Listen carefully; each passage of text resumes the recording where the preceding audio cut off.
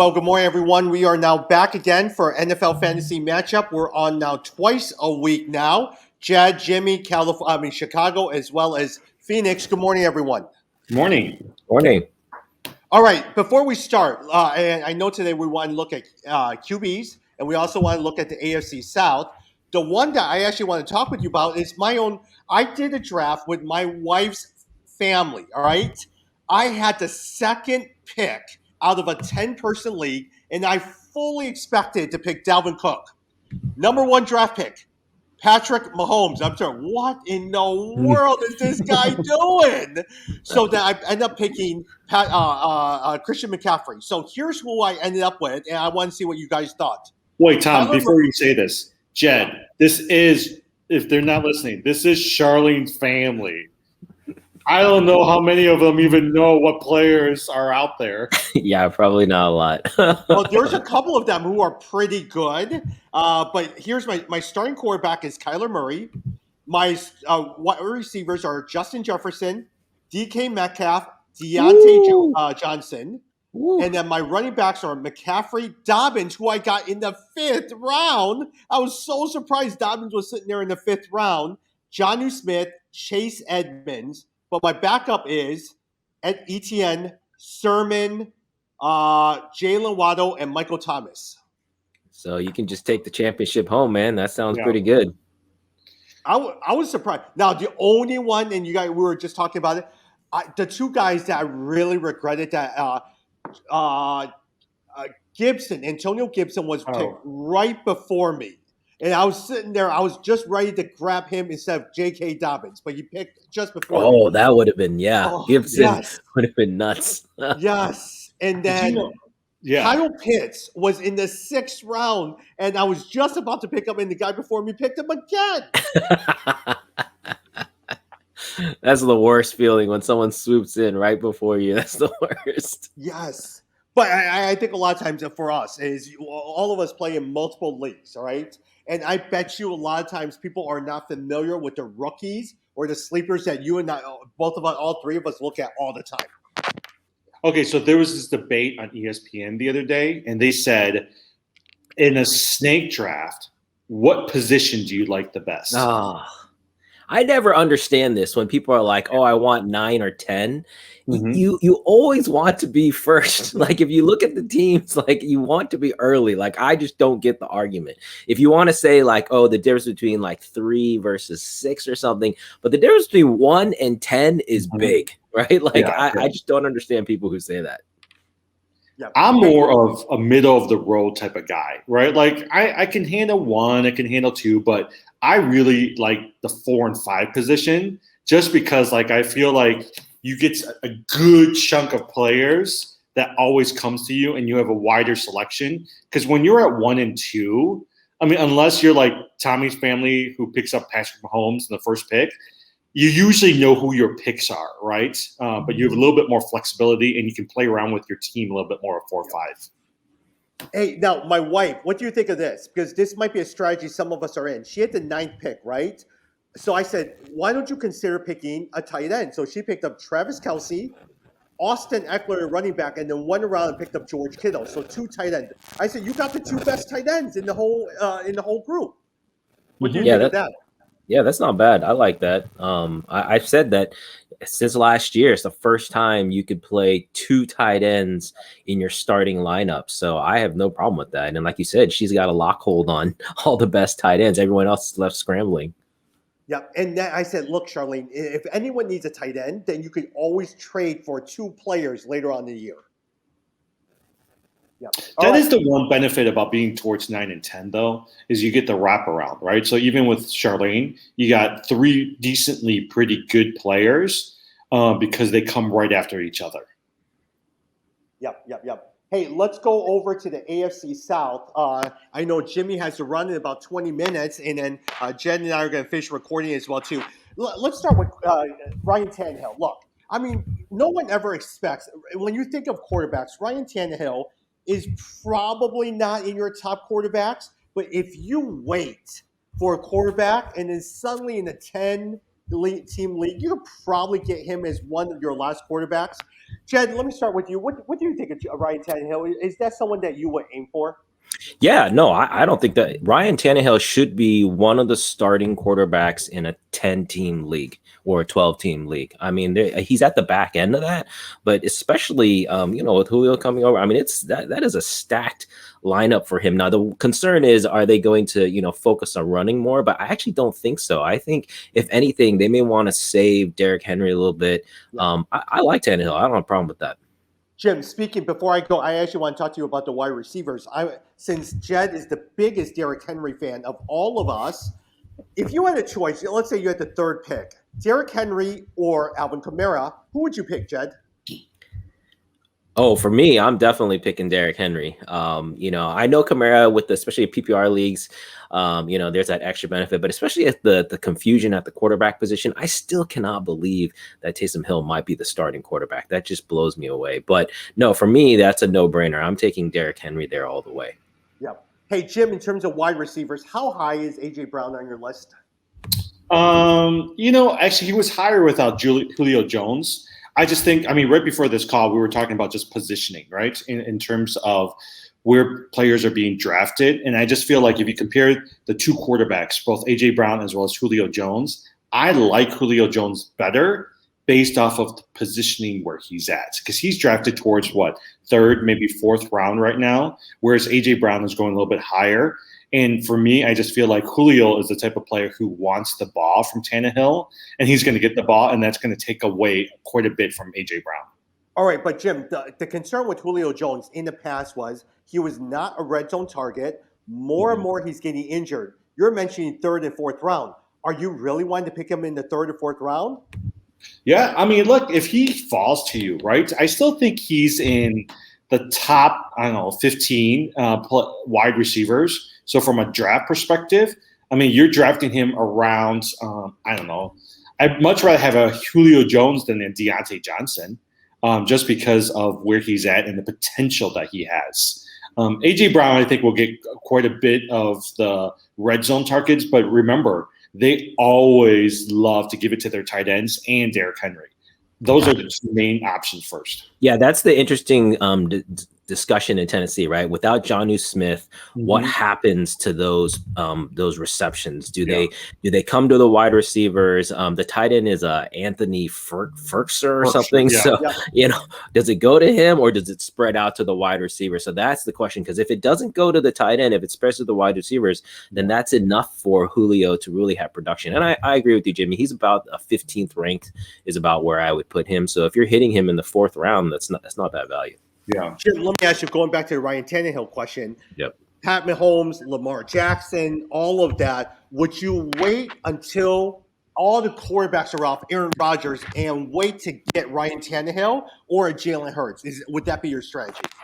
Yeah, that's not a bad strategy. If you're, waiting on a quarterback, to me, has always been basically you cannot have the best players in every position. In every draft, you have to pick one or two or three positions to focus on and one or two that you're going to essentially wait on. If you're going to wait on a quarterback position and you're able to get a Ryan Tannehill, let's say in the 8th round or 9th round, that is not, and these are the quarterbacks you'll be thinking of back there. So Ryan Tannehill, Jalen Hurts, Matthew Stafford, Tom Brady, those are all right in that 9 to 12 range. And those are all not bad options. And again, remember, it's the distance from the first top tier to those is not very far compared to the distance of a top 10 running back versus the back half. There's a big gap. So that's why you want to, target the running back position.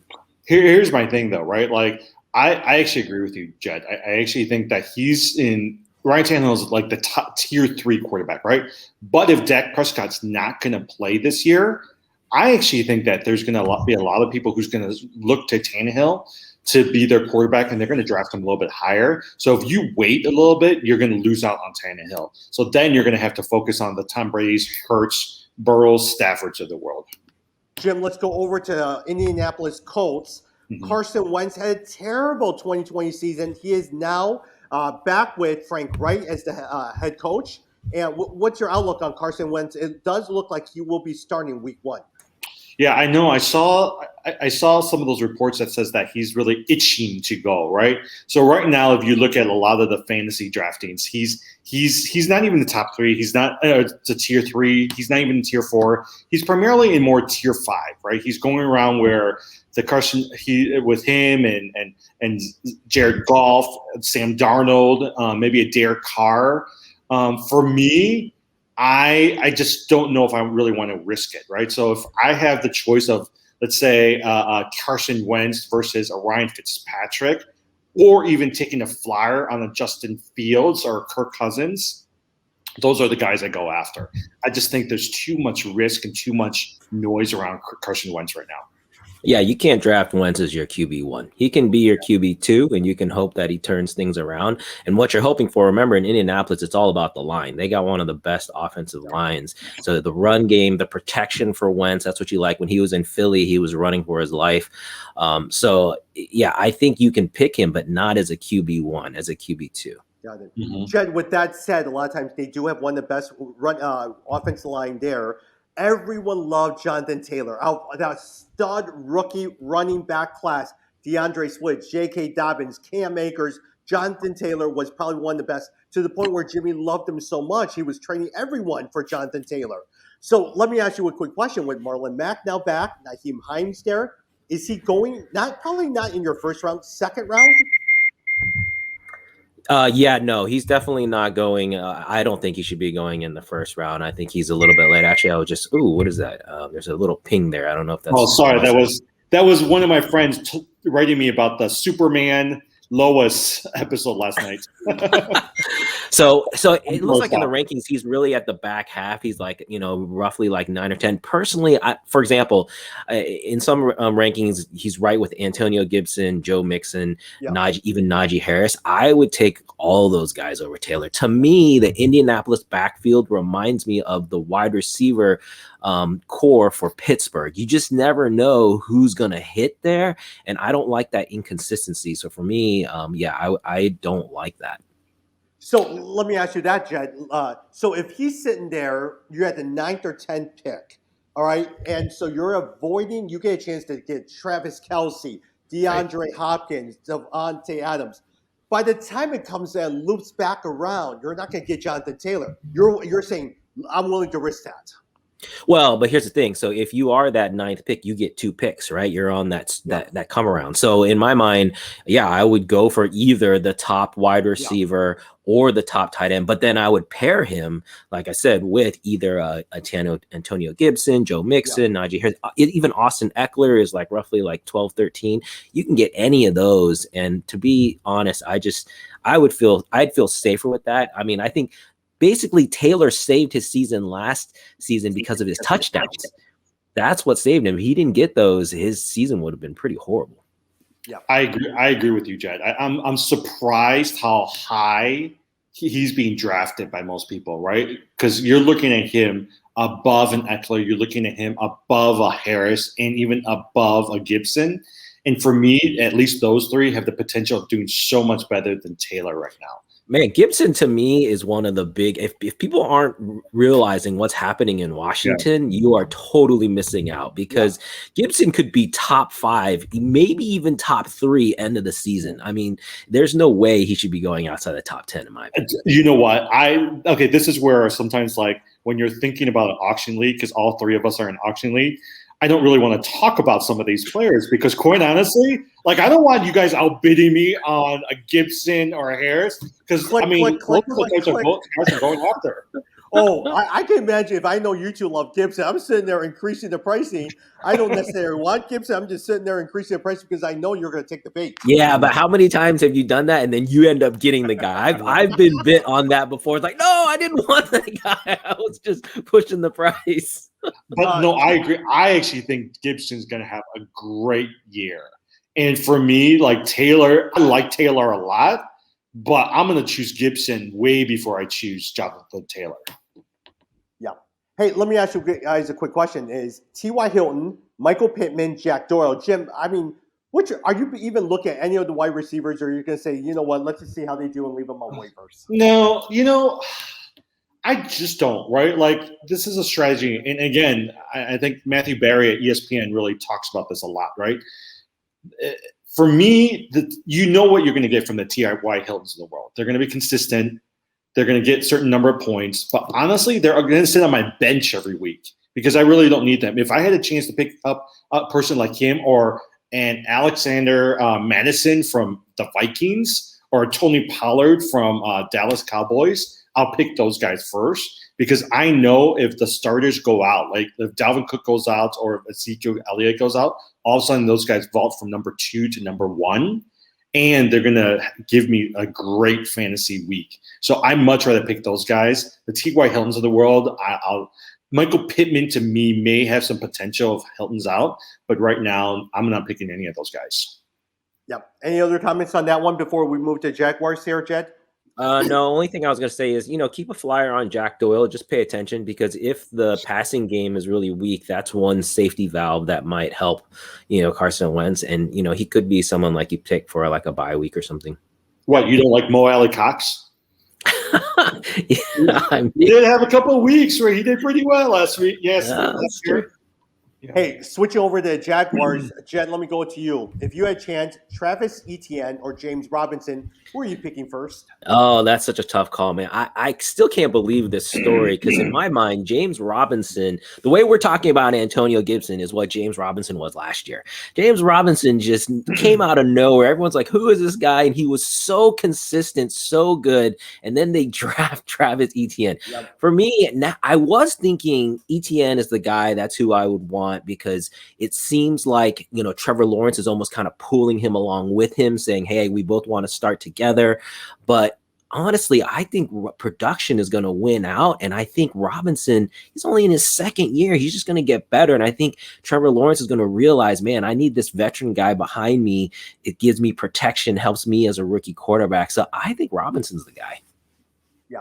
Hey, Jim, last year, James Robinson finished as RB7 in 2020, despite missing 2 games, 289 total touches, 1,400 combined yards, 10 total TDs. If you were drafting, is he even on your radar? I know a lot of times you pick them up in Dynasty. Did you collect him, keep him as your Dynasty player? I did not keep him in my Dynasty league, I will say. There were a couple other players I picked ahead of time. I agree with you, Jed. The thing that also intrigues me about Robinson is it wasn't like, if you look, I forgot where they rank, right? But Jacksonville did not feed the ball to Robinson and its running backs that much. I think they were on the lower tier. And yet he still finished as RB7. So for me, I'm like, he's got tons of talent. The problem goes with Etienne. I still much rather choose Etienne because of the ceiling and the potential than Robinson because I think, and this is just my guess, Urban Meyer, Lawrence, they're going to want to make Etienne to be successful, and I think they're going to feed the ball, both receiving as well as also rushing. Yeah, for either back, one thing I'll say, though, is you can get them very cheap, right? They're ranking in the roughly in the 25th, top 25 running backs. So that means you should be able to get both of those guys, 8th, 9th, 10th round. If you're doing an auction league, you're talking like $20 maybe. So that's a pretty good value for someone that could really potentially hit and blow up. Again, this is why the podcast, you don't want people knowing these things, right? Like, because you're right. You can get Etienne, you can get Javonte Williams. There's some really good value at the running back level if you wait a little bit. Well, I have a feeling that the three of us, some of the players that we play in the league that we play with, will sit there and bid on high players. The three of us will be sitting there picking apart some of these values that we're talking about right now. Yeah, but remember, we're in a keeper league, so there's not as much, there's not as much to peek through. So it's going to be very interesting for us this year, especially because last year was our first year doing it, and then this year is the first year people, marking who they kept. So it'll be different. Hey, I'm going to save Trevor Lawrence for our QB discussion.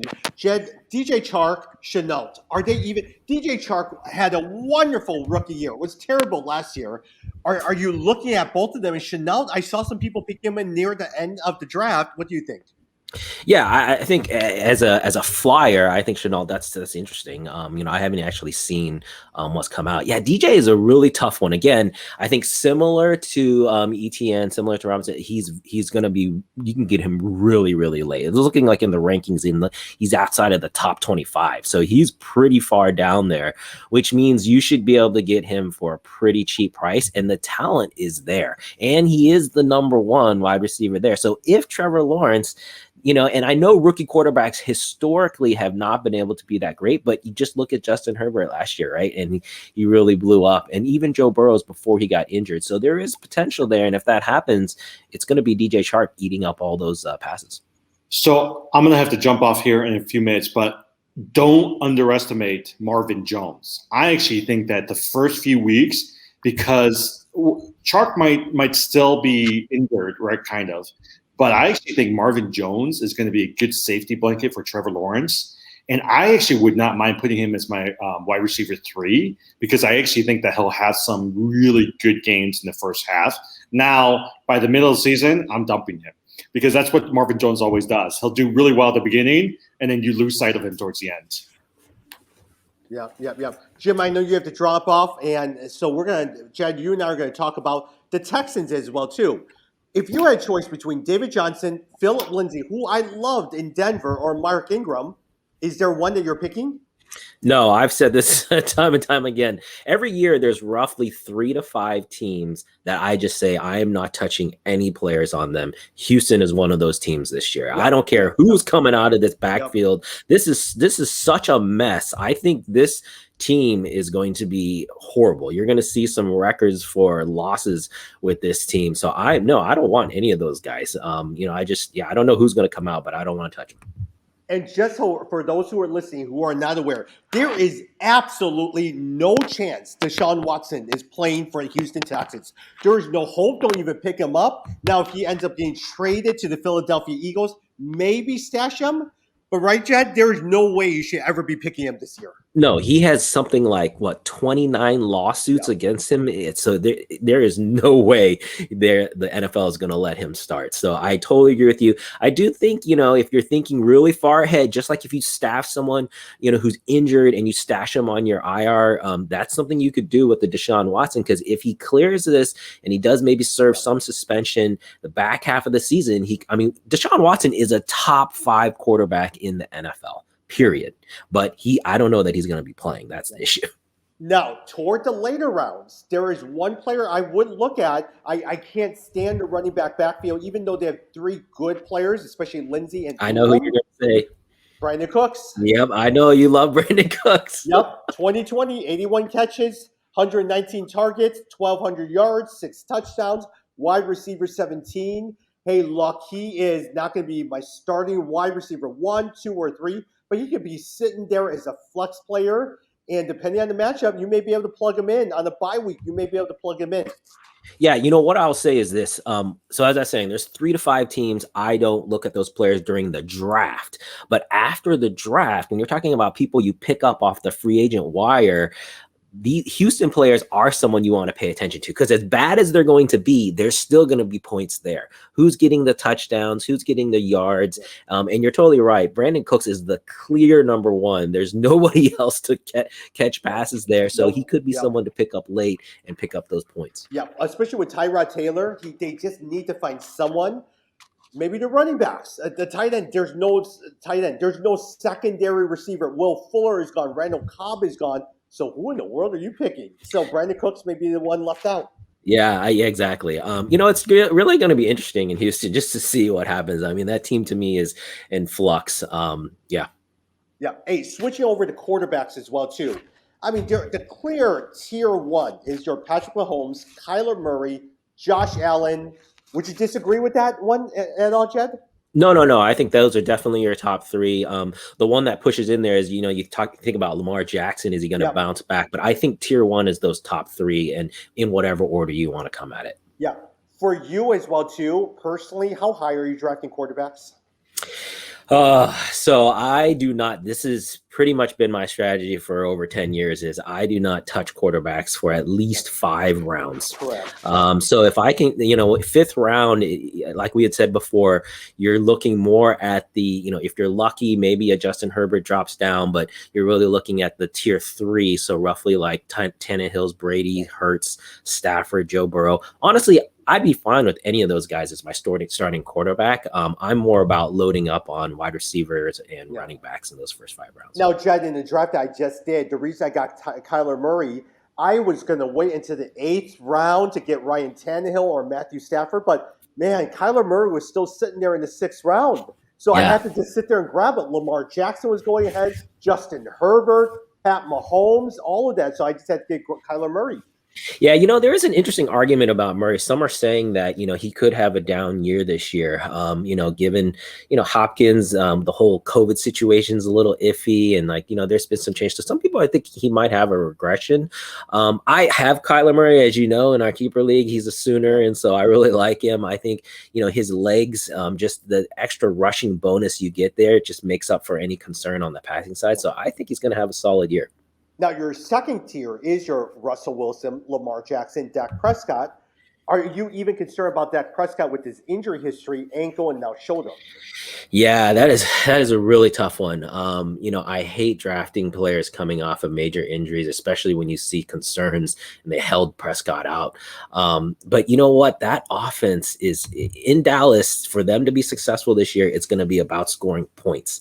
And so it's hard to shy away from that. I think it would be hard if Prescott was, let's say in the 4th, maybe 5th round, and a Prescott is available, that's going to be hard to pass up because there's a lot of points there. Because now, at the same time, if Prescott was sitting there and Aaron Rodgers was sitting there in the 5th round, who would you pick? I mean, I think Rodgers over Prescott at this point. Yeah, I think Rodgers is a safer bet. Yeah. Totally agree. Because I actually think that Aaron Rodgers has something to prove. And so with his last year in Green Bay, now things may change. He'll probably want to get that next big contract. He'll do really, really well. Yeah, the one I'll mention that people aren't talking a lot about this year is Russell Wilson. Seattle, they're kind of flying under the radar. Man, Russell Wilson is a stud. Whenever I look at his stats, I'm always blown away. This guy has been top 5 for basically his entire career. And so don't miss out. If you have a chance on a Russell Wilson in say round 6, round 7, just jump at that because he's solid. Probably the only concern is a lot of times memory, what you see, remember the player. First 8 games of 2020, Wilson averaged 320 passing yards, 4 touchdowns, 34 fantasy points a game. Second half of 2020, 205 passing yards, only 1.5 touchdowns a game, average points 18.6. I bet you that's what people remember. Yeah. I mean, agree. They always start to get banged up and, it's difficult in Seattle. But I don't know, just amazing player to me. I mean, if you ever watch those games, if Seattle had a decent offensive line, they would run over the league. Yeah. I mean, Russell just basically gets them out of so much. Yeah. And a lot of times people just assume that Russell Wilson will always be good. He is always in your top 10 quarterback. And so a lot of times, especially if he starts falling in your 6th or 7th round, you got to grab him. Yeah, absolutely. All right, the next one. We love Justin Herbert. There's nothing about Justin Herbert. But that next tier, Ryan Tannehill, Matthew Stafford, Tom Brady. We've talked about Aaron Rodgers, but probably Aaron Rodgers and Justin Herbert are your top 2, and then Matthew Stafford because of LA. Yeah, exactly. I think the Stafford in LA is really interesting. What's going to happen there? Especially, I think Stafford's going to do well. The reports that I've been reading is the team is really rallying around him. They've been, really impressed. And actually, having had Jared Goff for so many years, I think they realize okay, this is what a top tier quarterback looks like when they're seeing the throws. So I think you're going to see the Rams come out pretty strong. And Stafford, he's going roughly, like you said, he's going around 11, 12, 13 as far as the top quarterbacks. I think he could crack the top 10 pretty easily. So that's a pretty safe pick to me with Stafford. Okay, but what about Tom Brady? Tom Brady last year, he's much older now. QB7, average of 21.9 fantasy points per game. His best since 2012. Has some phenomenal weapons. Ronald Jones, Leonard Fournette, Godwin, Evans, even Rob Gronkowski. And he played the entire last season with a torn MCL, which he had surgery in early March. Are you even considering him this year? I doubted him last year, and like you said, he ended up top 10, and so it's hard. It's hard to just like when is Father Time going to catch up with him? I personally would not draft Tom Brady, but if you did, I could not argue with that because he had the production last year.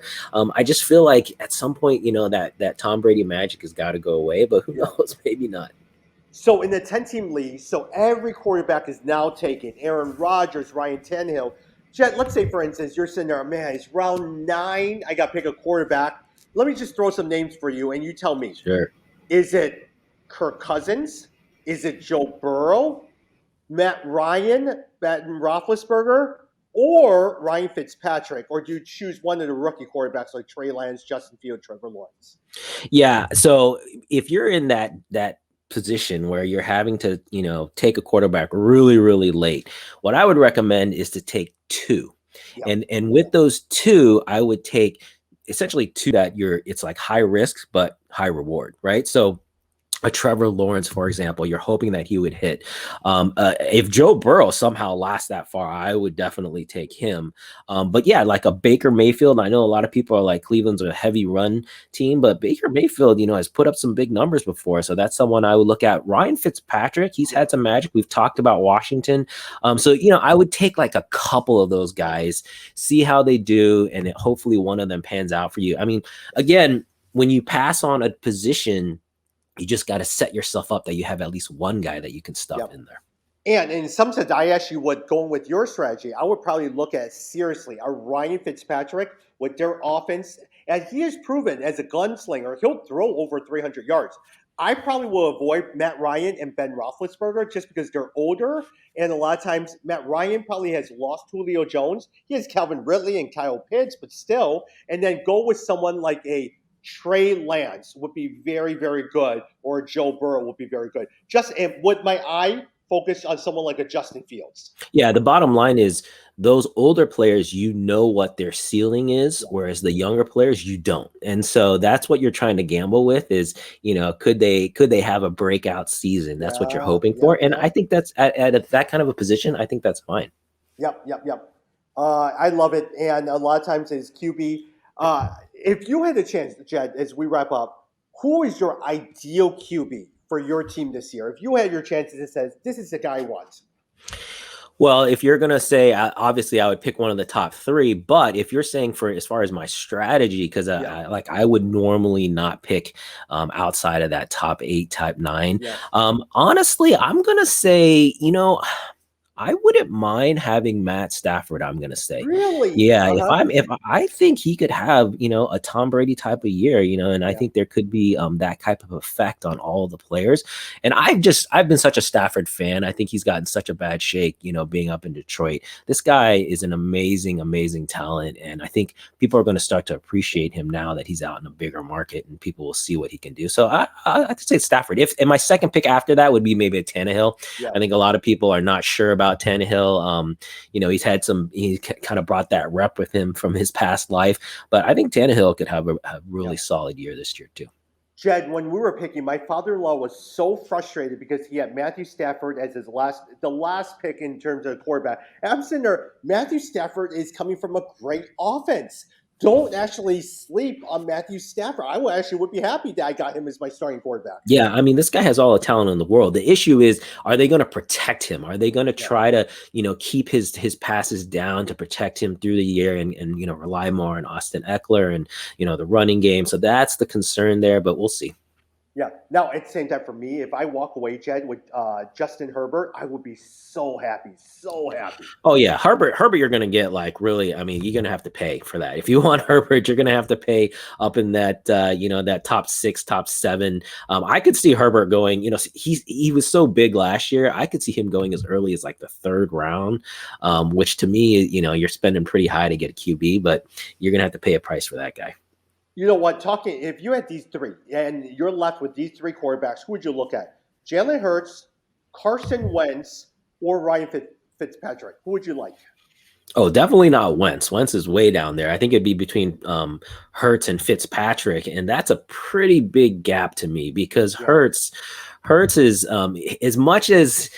So we were just talking about this before we jumped on, right? So Jimmy really likes Hurts. My big thing with Hurts is his accuracy rates. He does not have over 60% accuracy, and usually the top tier quarterbacks, you got to be over 60%. The thing with Hurts is his running game, right? The rushing yards make up the difference for whatever he lacks on the passing game. So I think Hurts, relative to a Fitzpatrick, I'm definitely taking a Hurts, and I think there's a pretty decent gap between those guys.